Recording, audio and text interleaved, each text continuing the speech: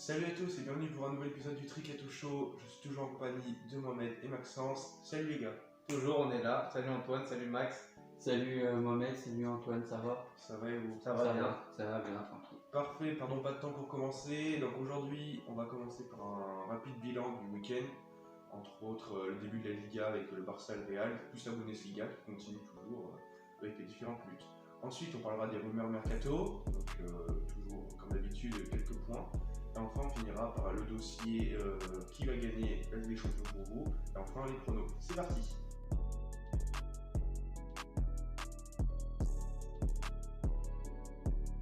Donc on démarre par un bilan du week-end. Donc on a vu qu'il y avait toujours la Bundesliga. On va commencer par la Liga qui a reprise jeudi par un FC Séville, Betis Séville. Donc le FC Séville s'est imposé 2-0 grâce à une grosse prestation dans Campos. Qu'est-ce que vous avez pensé? Ouais, gros match. Et un Séville plutôt passif de notre côté, moi je dirais. Ils auraient pu revenir, même égaliser. Mais voilà, gros match. Ok. Et toi Maxence?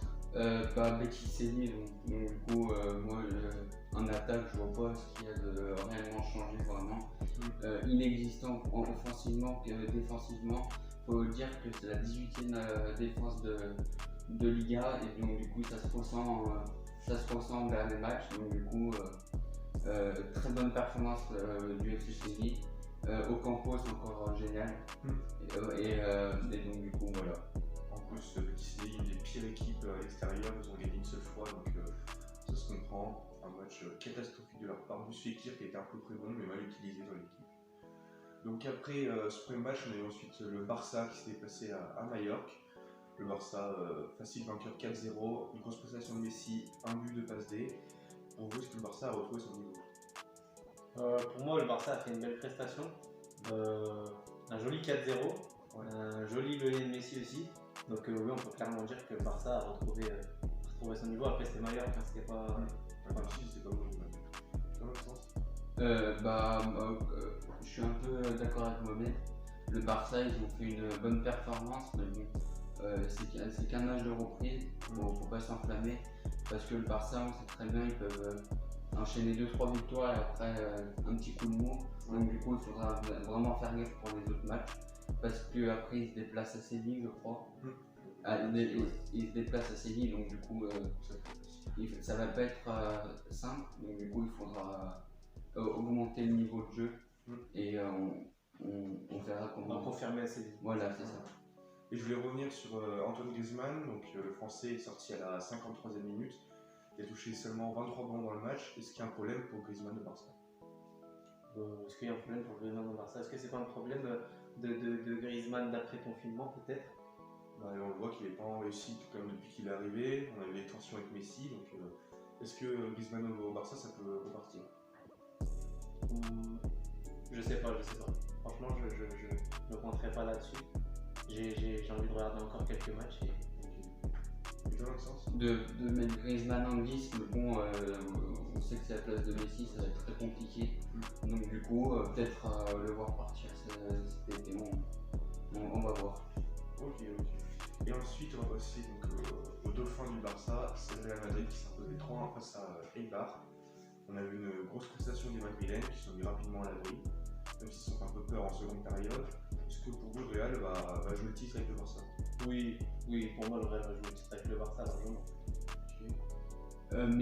Oui, le Real, oui, mais il faudra faire gaffe parce que le Barça, quand ils décident d'accélérer, parce que le Barça, si vous voulez, ils vont enchaîner, alors que le Real, il va avoir des déplacements difficiles dans les 2-3 journées qui vont arriver, donc du coup, on verra bien la fin, mais moi je vois bien la Real champion. Ok, en plus ils se déplacent à Valence mardi, je crois. Voilà, et après ils reçoivent la Real Sociedad dimanche prochain. Mais j'aurais moins de doutes sur le déplacement à Valence qu'à la Real Sociedad. Ok. Et pour vous, Barça, Real champion? Real champion. Real champion. Real champion pour vous? Et toi? Moi j'aurais dit Barça, mais c'est quand même censé être dur pour le Barça, mais ils ont 2 points d'avance, donc je pense que ça peut leur permettre d'être devant. On verra bien. Donc après rapidement, l'Atlético Madrid a fait 1-1 à Bilbao. Est-ce que pour vous l'Atlético Madrid va être en Ligue des Champions l'année prochaine? rappel, ils sont 6ème à 3 va être points de la compliqué. 4ème place. Ça va être compliqué, mais c'est possible. Et c'est qui les quatrièmes du coup? 4ème, là, c'est Real Sociedad. Real Sociedad. On va taper avec égalité. Real Sociedad. Pour moi. À la place Ouais, l'Atlético, je les sens pas. Bon, mauvaise saison. Real Sociedad. L'Atlético, je les sens pas. Donc on a fini pour l'Espagne, on passe à la Bundesliga. Donc qu'est-ce qui s'est passé ce week-end? On a vu donc le Bayern s'imposer 2-1 contre Mönchengladbach. Donc ils sont à 2 points du titre. Donc pour vous c'est normalement le Bayern. Ouais, Bayern champion, c'est bon. Bayern champion. Pavard encore très bon, sauf le but. Donc Donc, c'est encore, oui. ouais, et encore, c'est. Ouais, ça arrive. Hein, C'est pas facile. C'est un retour défensif, pour moi c'est pas une très grande faute, donc du coup et après il s'est bien rempli avec la passe D, donc du coup rien à redire sur le Bayern. Et rien ne va plus donc pour Mönchengladbach qui a encore perdu ce week-end. Heureusement que Leverkusen a fait match nul contre Schalke parce qu'ils sont encore à 1 point. Ils sont toujours en lice. Pour vous c'est compliqué pour Mönchengladbach de chercher les champions. Ah ouais, carrément, faut tout gagner là. Donc, je pense qu'il reste 3 matchs. Ouais. Et donc du coup Léa suspendu, Thuram blessé, c'est très bon, très gros coup dur. Ensuite, on a vu Dortmund s'imposer 1-0 face à Düsseldorf. Victoire à la 95e sur un but de Haaland. Ah ouais. Ils ont eu du mal Dortmund dans ce match, vous en avez pensé quoi? Moi je reparle encore une fois d'Haaland, franchement le Borussia Dortmund pardon, a bien fait de prendre ses joueurs. C'était un gros match en vrai, c'était pas mauvais à regarder, mais tuer le match comme ça à la 80e c'est joli. Oui, c'est bien, mais Haaland, c'est bien de faire des bons matchs contre des petites équipes, ce serait bien de faire des grands matchs contre des grandes équipes. Il était remplaçant en plus. Il était remplaçant, mais il faudra faire mieux. Ouais, il y a un doublé contre le PSG. Oui, mais à la ligne, il a fait quoi? C'est à l'aller. Au retour. Ah, retour, on l'a pas pareil. On l'a pas vu existant. Et enfin, le dernier point, c'est Leipzig qui s'imposait 2-0 à Hoffenheim. Alors, c'est un match avec beaucoup de buts. Finalement, il n'a pas eu. On a vu Leipzig dominer, enfin être dominé plutôt. Mais il emporte quand même. Pour vous, Leipzig est en Ligue des Champions normalement pour l'année prochaine. Oui, normalement, oui, pour moi, oui. Là, je suis d'accord aussi. Et pour aller chercher une deuxième place, vous y croyez ou pas? Non, pas du tout. Peut-être. Il Peut-être. reste un Dortmund-Leipzig dimanche. Non, moi je crois pas. Moi, Non, premier Bayern, deuxième Dortmund. moi, je crois vraiment en Leipzig pour la deuxième place. Ok, on verra ça samedi prochain. On verra.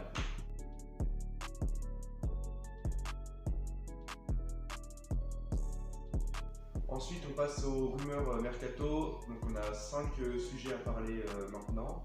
Le premier, c'est Ciro Immobile, l'Italien de 30 ans, meilleur buteur de Serie A. Serait convoité par Newcastle qui serait prêt à mettre 55 millions sur lui. Est-ce que c'est excessif pour vous?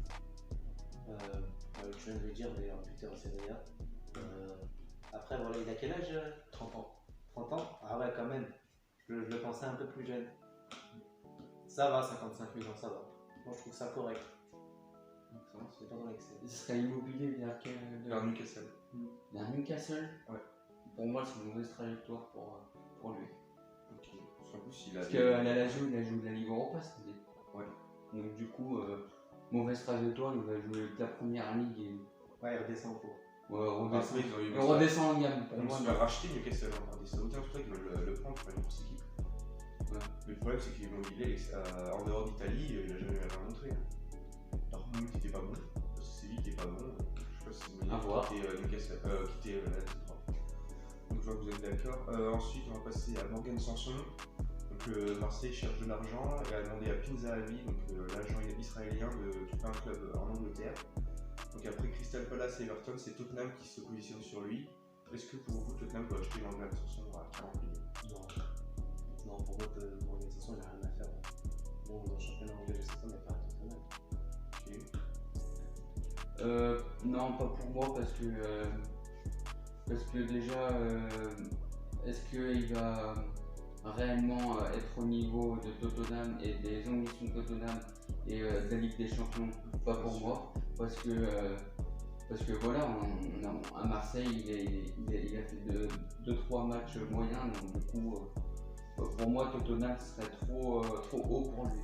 Ok, vous êtes d'accord. Ensuite, Après, après, si on parle du côté de Marseille et par rapport au fair play financier, ouais, c'est parfait pour vous. Ah bah oui, c'est C'est- bénéfique pour eux, c'est côté cool. BNF, bah ouais. c'est le coup de bénéfice. Mais il a rien à faire là-bas, sinon. Je pense. Après, Wilfried Ndidi, donc le milieu de terrain de 23 ans de Leicester, le Nigérian, serait convoité par Manchester United qui serait prêt à mettre 35 millions pour lui. Est-ce que pour vous c'est une bonne affaire Ndidi à Manchester? Manchester United Ouais. Ouais, pourquoi pas. Pour Manchester, moi je dis ça pour apporter un plus à Manchester, pourquoi pas. Ouais. Tu serais pour remplacer Pogba? C'est pas le même style, hein. Ce serait plus une sentinelle Ndidi. Pourquoi pas vous? Je place de Matic, ok. Aussi, je pense que c'était une bonne idée. Ndidi très froid depuis cette saison. Donc, je pense aussi que ça peut être une bonne idée. Après, on va en France, c'est Lucas Hernandez, le joueur du Bayern, toujours blessé cette saison. Le PSG voudrait le recruter. Est-ce que pour vous, il doit aller au PSG? J'ai pas. Moi, avec les vidéos, vous connaissez avec le PSG. Mais je sais pas, franchement, s'il y va, tant mieux.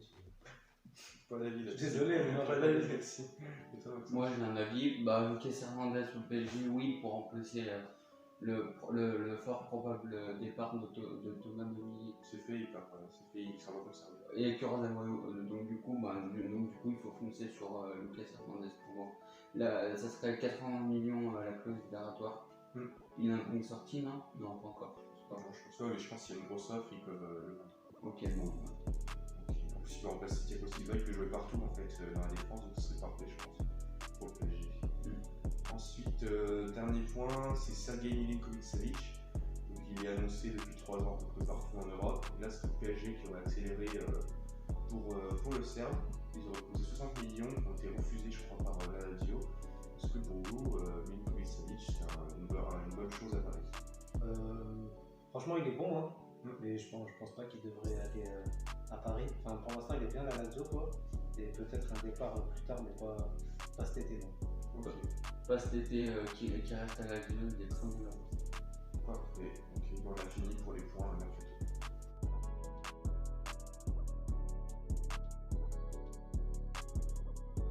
Le dernier dossier dont je voulais parler, c'est la Ligue des Champions. On a appris les dates de la future suite de la Ligue des Champions 2019-2020. Donc elle reprendrait début août par les huitièmes de finale retour qui n'ont pas été joués avant le confinement. Donc Juventus Lyonnais, Manchester City, Real Madrid, après Bayern, Chelsea et enfin Barça Naples. Donc ça jouerait début août, à peu près le 7 et le 8. Après on aurait les quarts de finale donc à Lisbonne qui joueraient sur un seul match du 13 au 17. Ensuite les demi-finales le 21 et le 22, puis enfin la finale le 25. Donc pour vous, j'ai une question. Qui sera vainqueur de la Ligue des Champions? Qui est favori? Juventus de Turin. Favori à elle toute seule. Juventus champion d'Europe. Pour moi. Ce serait beau quand même. 20 ans en plus, je crois 25 ans après, autant qu'il attend. Ça va de sens. Bayern, sans hésiter. Bayern, moi aussi j'aurais dit Bayern. Ils sont vraiment forts mais à avoir pire coupure. Sinon j'aurais dit, en vrai j'ai pas beaucoup d'autres trucs en tête. Manchester City derrière qui avait faire bonne figure. Donc, Et deuxième jeu, genre, le PSG. PSG, ouais, pourquoi pas. T'as pas un deuxième choix? Non. Je reste sur la Juventus. Ok. Et ben on a fini pour ce dossier Ligue des Champions.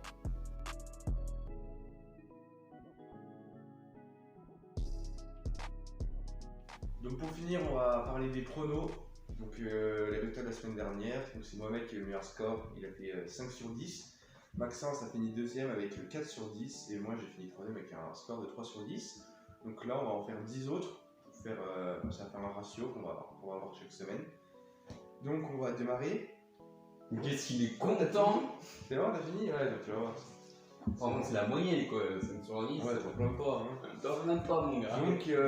Donc on va commencer. Naples, Juventus en Coupe d'Italie mercredi. Juventus. Ensuite, le même jour, il y a Manchester City, Arsenal. Toi? Non, j'ai plus en premier. Moi je dis Manchester City. Match nul. City. Après, donc, le jeudi, Real Madrid-Valence. Madrid. Madrid. Madrid aussi. FC Séville-Barcelone.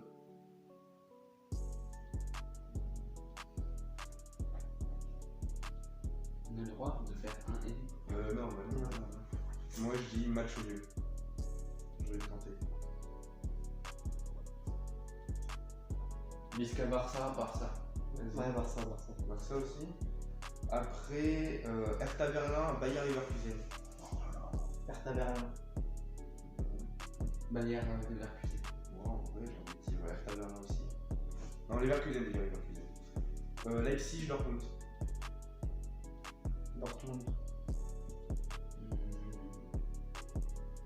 Dortmund. Match nul. Ensuite, Schalke, Wolfsburg. Ils sont combien, Wolfsburg? Wolfsburg, ils sont 6ème, donc eux, ils jouent à fond la Ligue Europa et Schalke n'a plus rien à jouer. Wolfsburg. Wolfsburg aussi. Tu dis quoi? Allez, pour le truc, je dis Schalke. C'est Schalke, ils ont pu gagner depuis 13 matchs. Tottenham, Manchester United. C'est facile ça. Tu dis quoi? 2-0 Tottenham. Tottenham, oh, le score en plus. Si t'as le bon score, ça te fera un point en plus. Un partout. Partout, je vais dire. Je sais même pas. 3-1 Tottenham, je vais dire. Ensuite, avant-dernier match, Everton-Liverpool. Ah bah. C'est un dernier en plus. Je pense Liverpool. Hein. Le derby de la Merseille, c'est Liverpool. Liverpool. Liverpool. Ensuite, dernier match, si je ne suis pas trompé, Inter-Sampdoria. Inter. Inter. Inter. Et ben on a fini. Ah, J'ai dit Inter, moi. t'as dit Inter. Donc on a fini les pronos, donc on peut conclure ce nouvel épisode Cato Show. C'était un plaisir de l'avoir fait avec vous. Moi aussi. On se retrouve donc la semaine prochaine. Également. Parfait, on se voit la semaine prochaine. Nickel, la semaine prochaine. À nickel, à la semaine prochaine. Ciao.